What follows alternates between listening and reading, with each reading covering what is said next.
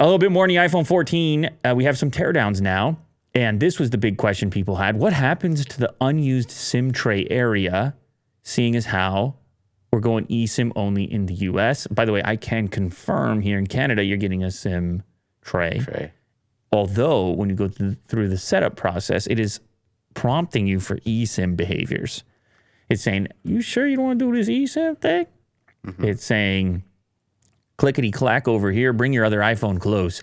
Bring your other iPhone close to this one so we can copy over everything, including your eSIM details. Why are you so sexual, iPhone?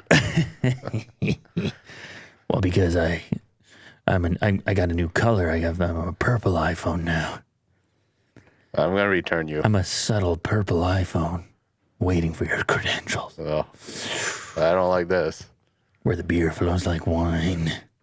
Yeah, it wants the eSIM, but you still have the SIM tray in the Canadian and international version of the device.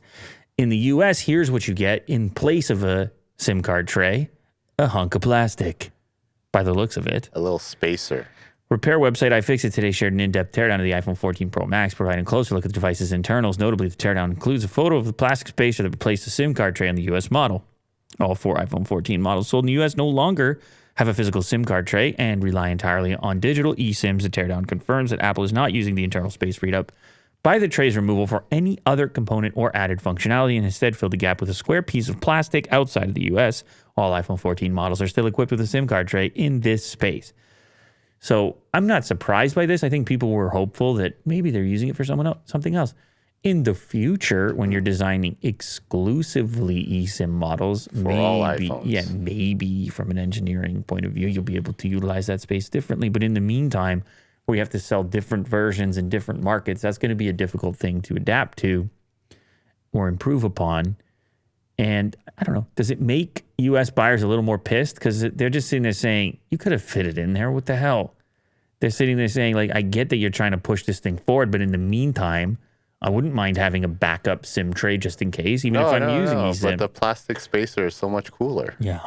My phone has a plastic spacer and yours doesn't. Yeah. No, I mean, I think obviously people like the flexibility of having both.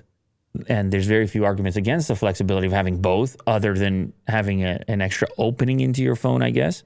But beyond that, there's no major advantage except for, I guess, expediting the process of major adoption by making it non-optional. So now the carriers and everybody else is feeling the pressure to figure things out quickly, if that's a thing that you want to see happen.